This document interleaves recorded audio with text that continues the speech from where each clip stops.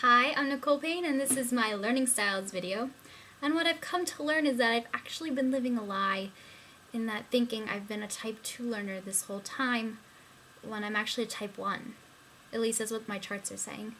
Actually, I've also been wondering, can learning styles change as people change? Because I've actually grown a lot personally this year.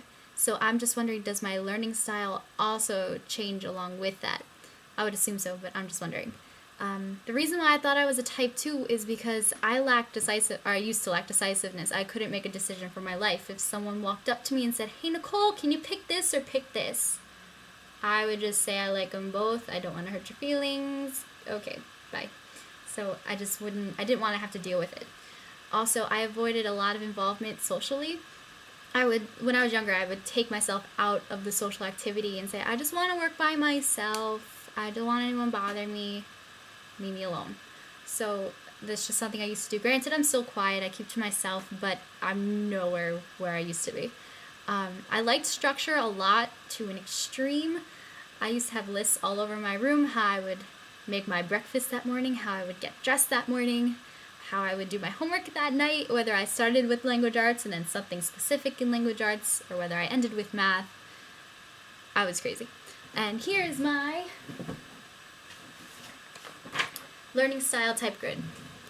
If I did this right and understanding this right, it says that I'm a type 1 learner, more so than anything else, but a little bit. That's what I'm getting. After watching the PowerPoint and looking at the type 1 characteristics, I realized I did fit those better, in that I'm more of a people person now. I'm more personable. I'm easier to talk to now. I'm very friendly, very supportive of all my peers. Dependence on detail is something I've always had. If there's a teacher giving a lecture, I've always liked them to have notes in the back of them explaining what they're doing that day. Because if they didn't, I felt that I had to listen to every word that teacher said. Because if I missed something, that's my own fault because I wasn't listening. So I liked knowing what the order was of class. I love wine. I drink it every Sunday with my family when we eat pasta. It's a culture thing. So it's also a type 1 characteristic of liking wine. I avoid conflict only because I don't like getting angry. I can totally defend myself, defend my point, anything. I just don't like getting angry. Or if I know, I can argue also, unless I know I'm arguing against someone who's a one-way street, because I feel that there's no point. But everyone should be allowed to let their conflicts out, you know. But I just don't like getting angry about it. Kolb says that type 1 learners are very open-minded, and that I do believe. I'm very open-minded. I take in everything. I don't ask why that much. I used to when I was younger when it came to math, because math to me was evil and it was bad. So I just always ask, why do I have to learn this? I'm really bad at it. I don't like it. So after all that, and even coming into college, I realized that I'm learning for the sake of learning, and that everything I learn does have value and may come back later. I doubt that law and division will come back anytime soon, but you never know. I like the type 4 music from the PowerPoint. I didn't like anything else, so I'm just talking. I fully believe that experience is the way to learn, such as in conducting. In conducting class, you learn how to conduct a 4 pattern, how to decrescendo and crescendo, but you don't actually know how to do it until you put yourself in the position of a conductor. And I just fully believe that you have to put yourself in the situation to understand it.